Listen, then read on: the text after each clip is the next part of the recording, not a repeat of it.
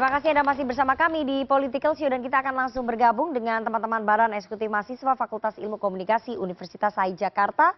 Silakan perwakilan dari teman-teman Sahid. Halo, selamat malam.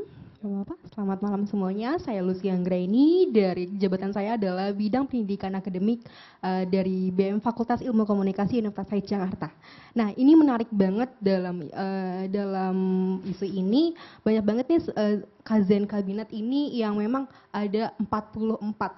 Nah, bagaimana nih dalam pembentukan kajian kabinet ini, Zaken kabinet ini bisa mempengaruhi dampak dari memperkecil dari kementerian-kementerian yang sudah ada, dan bagaimana kita sebagai masyarakat nih untuk mempercayai adanya Zakin kabinet ini dengan adanya isu-isu kemarin yang banyak sekali dengan adanya korupsi atau bahkan dalam 44 ini, dalam isu ini saya setuju dengan adanya perlunya ada satu pintu yang memang bisa dipercaya.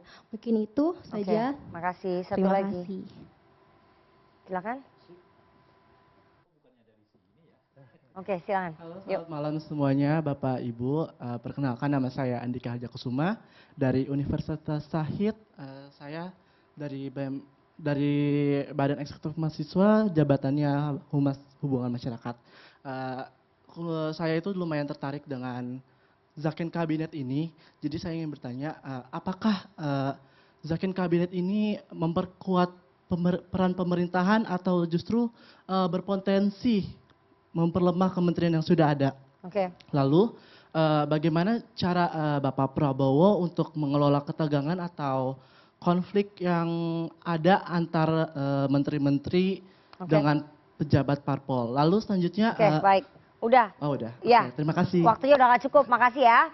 Oke, silakan Bang Daniel. Mengelola ketegangan itu tadi, potensi tubrukan antara menteri-menteri yang memiliki kewenangan yang mirip-mirip nanti di lapangan. Itu keahlian Pak Prabowo. Oke. Itu yang terjadi di Partai Gerindra, apalagi kalau kemudian masa Pak Prabowo ntar ngurusin menteri-menterinya ribut terus, itu gimana mau gerak cepat nanti? Ya itu dia, saya bilang itu keahlian Pak Prabowo. Anda perhatikan Partai Gerindra stabil, kemudian nggak ada konflik dan apalagi ini jadi menterinya Pak Prabowo.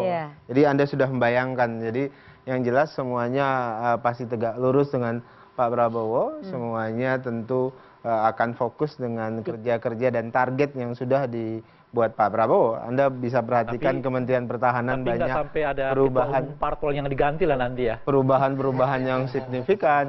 Saya nggak tahu kalau itu. Semoga nggak ada ya yang dibelah di pasti ada yang diganti, tapi mekanisme di partai masing-masing. Pak Prabowo nggak akan lah ya melakukan pembelahan ya agak kurang ahli kalau yang begitu. Yang ahli pendahulunya ya melakukan pembelahan. Saya nggak tahu, saya nggak dalam posisi lagi memprovokasi seperti Nana. Tapi yang jelas Pak Prabowo akan tetap memastikan semua anggota kabinetnya itu menjalankan program dan visi yang sedang dilakukan oleh Pak Prabowo. Jadi nggak akan ada konflik antara menterinya? Akan langsung dipanggil Pak Prabowo untuk diselesaikan? Anda perhatikan saja track record Pak Prabowo selama ini. Jadi dimanapun Pak Prabowo berada, pada posisi apapun beliau, biasanya stabil. Semuanya stabil. Baik, silakan Pak Derajat, tadi dijawab. Mbak Lucy, Mbak Andika, Anda mempelajari kemarin Italia pernah ada Zaken Perdana Menterinya, sebelum Perdana Menteri Meloni. Ya. Itu Zaken diambil dari profesional, ditaruh. Tapi ternyata nggak bisa jalan. Karena apa? Karena beliau ahli, jago, tapi skill politiknya kurang. Nah, jadi Zaken kabinet nggak selalu lebih bagus. Political kabinet juga nggak selalu lebih bagus, apalagi lebih jelek. Kuncinya adalah orang-orang yang ditempatkan. Jadi kita percaya saja bahwa Pak Prabowo ini tipe panglima tempur. Beliau selalu mengambil komandan-komandan di sekitarnya itu adalah yang the best. Pendidikannya dicek, apanya dicek.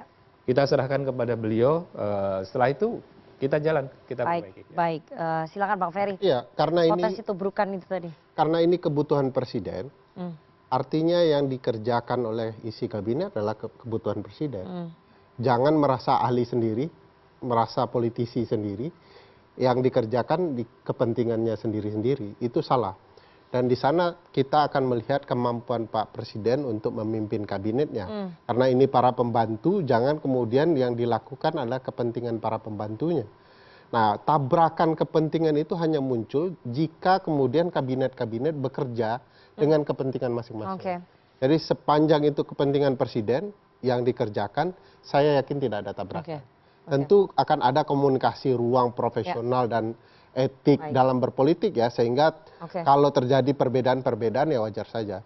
Cuman yang sering menurut saya yang tidak boleh terjadi adalah bagaimana merekayasa kabinet itu seolah-olah ya bekerja demi kepentingan rakyat, tapi pada dasarnya ini kepentingan masing-masing partai, dan itu akan sangat merusak. Oke, Bang Rey 1 menit, kita waktunya udah habis. Iya. Apakah Pak Prabowo sedang menjadi petempur dalam menghadapi koalisi ini? Saya malah agak ragu beliau ini sebagai petempur. Pertama, apakah benar keinginan 44 ini berdasarkan perhitungan Pak Prabowo atau karena desakan dari koalisi-koalisi? Itu dulu kan. Nah, kalau dilihat dari apa namanya itu ya, janji-janji Pak Prabowo sebelumnya kan nggak pernah terbayangkan oleh kita bahwa beliau akan menambah jumlah kabinet. Sebab yang selalu beliau katakan itu adalah jangan bocor, jangan bocor. Kalau menambah jumlah kabinet, makin meluas pengawasan. Itu yang saya sebut tadi, justru ini akan memperlemah kinerja Pak Prabowo karena akan sibuk mengorganisir 44 anggota kabinet. Lalu itu pertama. Nah, yang kedua, dengan sendirinya akan ada alokasi yang diutamakan. Kalau sebelumnya misalnya sudah ada makan siang agak benturan tuh dengan IKN, munculnya penambahan 10 anggota kabinet, mungkin IKN-nya dengan sendirinya akan dikeluarkan gitu ya. Nah, yang ketiga, apakah Pak Prabowo juga adalah seorang petempur? Saya juga nggak terlalu yakin. Penggunaan kata Zaken ini juga sebetulnya menggambarkan hal itu gitu. Nah, yang keempat, dengan menarik semua partai politik, hampir loh ya, tinggal satu partai politik yang kita nggak dengar sekarang mau, tapi mau ketemu juga kan gitu ya. Nah, itu juga menunjukkan kepada kita sebetulnya Pak Prabowo bukan pejiwa petempur, dia itu jiwa harmoni. Jadi ingin merangkum semua hal dalam satu barisan gitu. Sayang semua dalam satu barisan. Justru itu kelemahan menurut saya.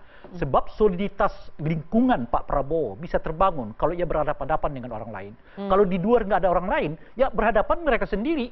Dan itu yang akan merepotkan Pak Prabowo menurut saya. Oke. Kita harus jeda terlebih dahulu. Jangan kemana-mana, bersama kami di Political Show. Masih jeda dong.